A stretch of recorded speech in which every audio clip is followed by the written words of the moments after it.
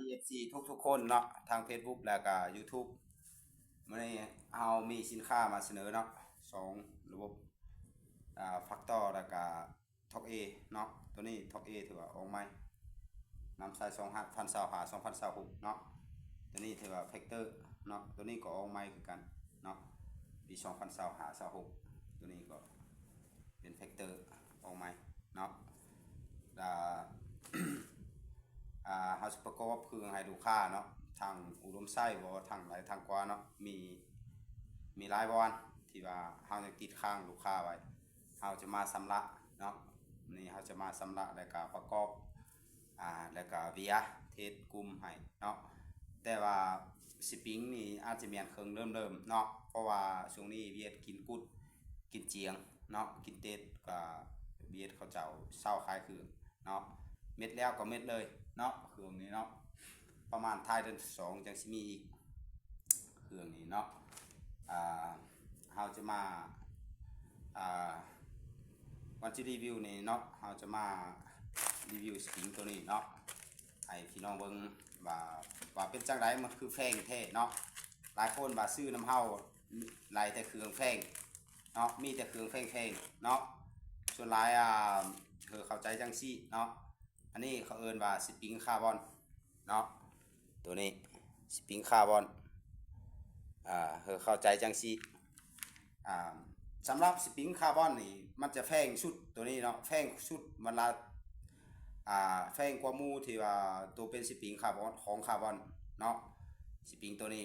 ราคาสูงแต่คุณภาพมันดีเนาะลูกค้าเอาไปง่างไปใส่ปืนแล้วง่างไป 2-3 มื้อยิงอวนยิงไปถึกยิงอวนนี่มาเปลี่ยนน้ำเฮาไหลเลยเนาะสปริงตัวนี้เฮากล้ารับประกันก่อนเฮาจะนำสปริงเข้ามานี่มาขายนี่เนาะเฮาทดสอบเบิ่งหมดเนาะฟูที่ยิงถึก100ปลายเม็ดก็สิแม่นสปริงตัวนี้เนาะฟูที่ถึก200เม็ด100ปลายเม็ดเนาะเหลือ7-80เม็ดก็สปริงตัวนี้เนาะเฮาจะสมเทียบเครื่องราคาสูงกับราคาต่ำFC คู่เนาะโอ้ซื้อเครื่องน้ำเฮาคือแพงเนาะแพงมันของหลีมันก็ต้องแพงเครื่องแพงมันต้องหลีเนาะส่วนหลายเฮาขายแต่เครื่องดีๆเนาะมีห้านนึงเว้าให้เฮาว่ามันขายแพงโพดว่าซั่นเฮาจะให้เบิ่งเนาะว่าแพงหรือถูกเนาะมันแพงแต่เครื่องนี้มันแพงมาแต่โรงงานเนาะ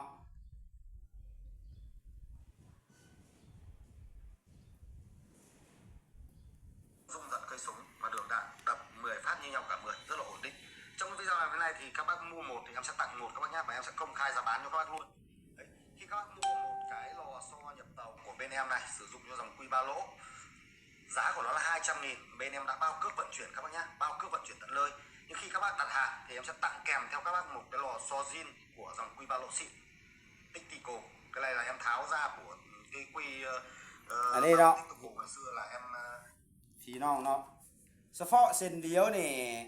เขาเจ้าขายนี่รวมค่าขนส่งนี่200,000กว่าแหละเนาะค่าส่งเข้ามาฮอดเฮาเกือบจะฮอด300,000เราซอคาร์บอนนี่เนาะ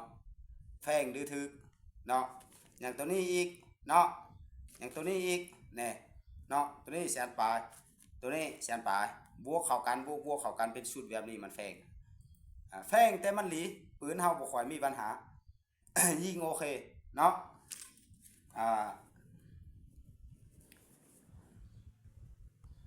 อันนี้เนาะ7-80 เมตร80ปลายเมตรวันนี้เนาะยิงกว่าทึกฟูนี่เรายิงทึกกว่า100ปลายเมตรเนาะเราเป็นมือใหม่เลยนี่เนาะเอาไปเลยตัวฟูที่ยิงทึกดีทึกไกลก็ใส่สปริงตัวนี้บางคนนี่ซื้อไป บ่ฮู้น้ำไส้เนาะหรือว่าน้ำไส้บ่เป็นน้ำไส้บ่เป็นล่ำเจ้าบ่ดีเล็กเจ้าบ่ไหลปานใดมาติใส่สปริงว่าสปริงนี่บ่ดีถ้าสปริงนี่บ่ดีเนาะเจ้ากลางไว้2มื้อ3มื้อคันมันอ่อนส่งมาให้เฮาโลดเนาะกลางปะไปโลดย่างปะไปแบบนี้โลดเนาะ จัก2มื้อแล้วบังเนาะอันนี้เครื่องเริ่มง่างไปชั่วโมงนึงก็จักไหลแล้วเนาะสปริงตัวนี้เนาะ กุ้มเปลี่ยนเหรอสำหรับไฟจักไหลราคาต่ำกว่าตัวนี้เนาะตัวนี้ก็ฮักบ่โคตรคือกันเนาะแต่ว่าเฮาเอาเข้าไปในสูตรรถสปริงตัวนี้เนาะเอาเข้าไปในสูตรรถทึกน้ำมันหน่อยนึงเวลาสูตรรถเฮากะง่างอย่างเนาะเอาน้ำมันใส่หน่อยนึงมันก็อ่อนเห็นแต่ลูกวินไปเด้เส้นนึงหา60,000กีบตัวนี้เนาะว่าเฮาขายแพงหรือขายถูกให้พี่น้องเข้าใจจังซั่นคลิปเฮาก็เอามาให้เบิ่งแหละมันว่ามันแพงสำหรับสปริงคาร์บอนยังมีรุ่นนึงแพงกว่านี้อีกเนาะสปริงเปียโนเส้นนึงตกอยู่ระดับ4-5แสน4แสนกว่าๆก็มีสปริงเนาะแพงกว่านี้อีกมีห้านนึงเนาะอยู่ในเวียงเฮาเห็นประคับเจ้าเว้าว่าขายสปริงนี่ลาวก็รวยเนาะอันนี้เนาะเฮาว่านี่มันแพงได้เนาะเป็นสูตรแบบนี้นี่โอ้เฮาว่านี่อันตรายได้เนาะเครื่องของเจ้ากับเครื่องของเฮานี่เบิ่งกฎกาเบิ่งเนาะคือกันบ่อันนึงสปริงคาร์บอนอันนึงเป็นเส้นล่าเนาะตัวนี้เส้นยาว32มาตัดเอานี่หลายๆเส้นอยู่เนาะตัดออกฮักก็บ่โคตรคือกันแต่ว่ามันอ่อนใส่ยิ่งเห็นแต่ลูกปืนบินไปเนาะเฮาบ่นิยมเฮาก็เคยทดสอบมาเบิดบางคนคิดว่าแม่นสปริงแล้วเนาะตัวหลายแม่นสปริงแล้วบ่สังเกตว่าชื่อของสปริงคาร์บอน ตัวนี้หา60,000กีบนึงราคาเนาะตัวนี้มัน2แสนกว่าคือบ่3แสนครับรวมค่าฝากเข้ามาเฮานี่มันแตกต่างกันปานไหลราคาพี่น้องเนาะราคาสูงเท่าไรเครื่องแห่งดีเท่านั้นลองมั้งเนาะคันบ่แม่นความครับเจ้าเว้าเฮาเบิ่งอยู่ห้านลาวนี่บ่มีเครื่องหลีเนาะเฮาเบิ่งเนี่ยมีแต่เครื่องอันพวกที่ว่าธรรมดาว่าซั่นซะเนาะส่วนหลายเฮานี่ขายแต่เครื่องดีๆเนาะตัวมีราคาสูงชุดสปริงนี่ราคาสูงกว่านี้ก็มีพี่น้องเข้าใจจังซั่นเนาะเกี่ยวกับสปริงนี่ยิ่งมันถึกตกไกแม่นโอเคปืนบ่มักจุกจิกจู้จีลูกถึกกุมอยู่ตลอดก็เฮ็ดให้เฮานี่ยิ่งนี่ก็ไหลกินหลายเนาะไหลกินหลายเขาบ่เสียเวลากับการไปมาเทื่อนึง2เทื่อเอ้าไหลเปงสปริงนี่เนาะรำคาญไปมาเทื่อนึง2เทื่อไหลเปงสุดท้ายเฮาขายก็คือของนี้ของแท้คือเอาว้าวเนาะก็คือกล่องตัวนี้เนาะในเฮาบ่ได้ขายของจีนนี่ Made in USA เนาะเบิ่งอยู่นี่นี่เครื่องก็เครื่องใช้งานแท้เฮานำเข้ามาลำซุปเปอร์เฮฟวี่ถือว่าผู้ที่สร้างลำซุปเปอร์เฮฟวี่ก็ถือว่าอาจจะเรียกปีใหม่เวียดนามเนาะหรือเขาเรียกกินก้นกินเจียงอาจจะมีเนาะสำหรับลูกฟงไปฟงมาสปริงตัวนี้ก็ช่วยเจ้าหลายเนาะอันนั้น1 2มาเล็กกดกาเบิ่งเล็กเจ้าเนาะเล็กเจ้านี่ไหลหลีบ่ทนบ่เล็กเจ้านี่ไหลบ่ลมเสถียรบ่มีที่เครื่องแทกความใบบ่เนาะเจ้าแทกเบิ่งสปริงตัวนี้กับตัวนี้ง้างไว้3นาที1ออนล่ะเนาะสปริงคาร์บอนนี่เฮารับประกันให้เลยราคามันสูงแต่รับประกันให้เลยว่าง้างไว้มือ1 2มือมายิงถือรีดหลีคือเก่ารีดหลีเนี่ยสปริงเครื่องแบบเริ่มนี่ราคาไปจากหลายก็ทักมาเนาะเส้นนึงหา60,000กีบ60-70,000กีบนี่เนาะตัวนี้สำหรับตัวนี้มันแพงแต่ว่าโอเคหลายผู้ที่ยิ่งถึก100 ปลายเมตรก็แม่นสปริงตัวนี้เนาะการแม่นสปริงตัวนี้ส่วนที่ว่าตัวแพงกว่านี้นะเนาะราคาสูงกว่านี้แต่มันก็หลีกว่าเนาะแต่เฮาก็บ่กล้านำเข้ามามันแพงเกินเนาะให้ลูกค้าสังเกตเบิ่งให้ดีๆสปริงนี่แม่นคือเดียวบ่อันนี้สปริงคาร์บอนอันนี้สปริงธรรมดาเนาะถึกน้ำมันอ่อนลดสปริงตัวนี้น่ะยิ่งเห็นแต่ลูกมันไปนี่บ่เป็นไปไหลปืนไปแห้งแบบนั้นเนาะปืนแห้งปืนมันจังแม่นเนาะยิ่งไหลไกลมันจังเถียงมันจังโอเค สำคัญเจ้าฮู้นำไส้บ่สปริงนี่เนาะเจ้านำไส้มันเป็นบ่ถ้าเจ้านำไส้บ่เป็นก็ซ้ำเดียวบ่เปลี่ยน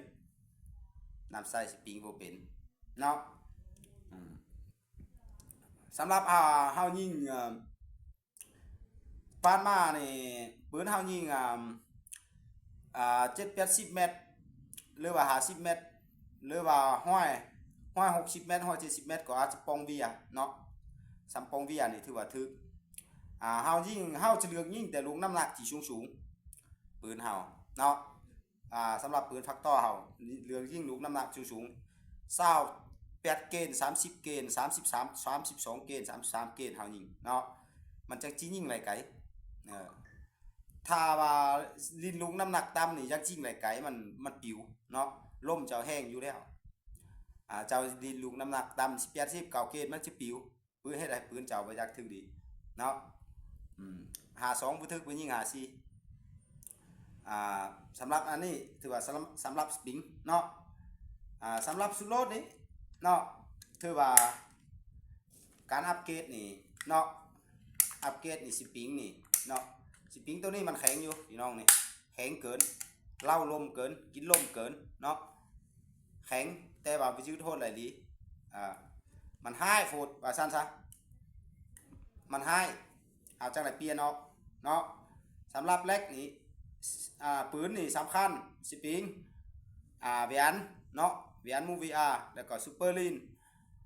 ลำมันดีนี่ถึกรถยกตัวอย่าง FX Infect เนาะอันนี้เฮาก็ตัวอย่างซื่อๆเนาะปืนขับเจ้า FX Infect FX Infect MC เนาะ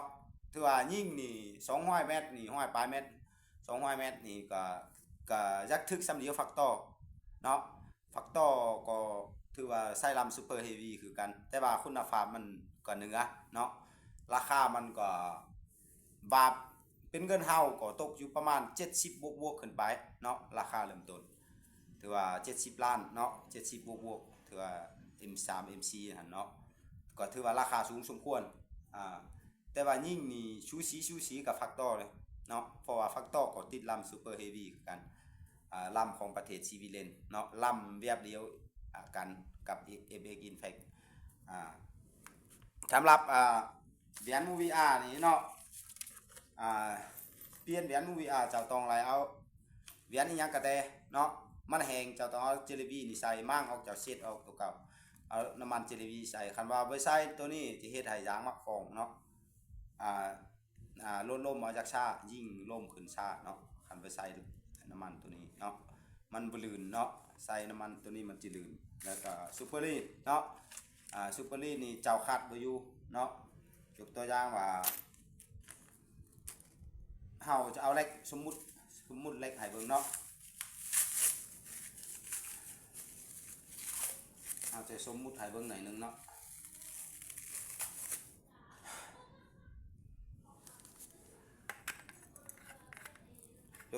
เจ้าฟัดซูเปอร์ลีนแล้วยังกักลมบ่อยู่เนาะลมยังไหลออกก้นนี่เนาะ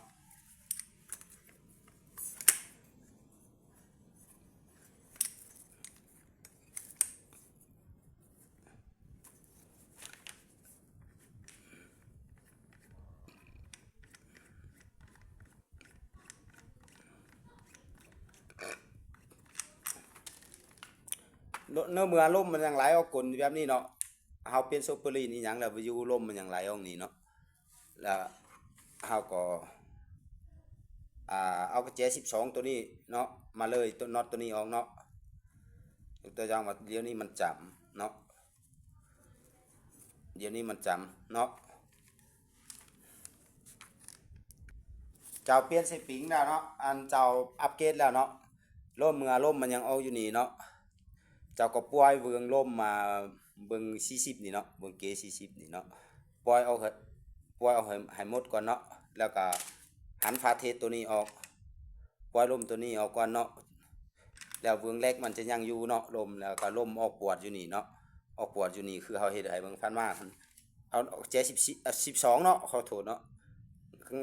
คายน็อตตัวนี้ออกเนาะคายน็อตตัวนี้ออกแล้วเจ้าก็เอา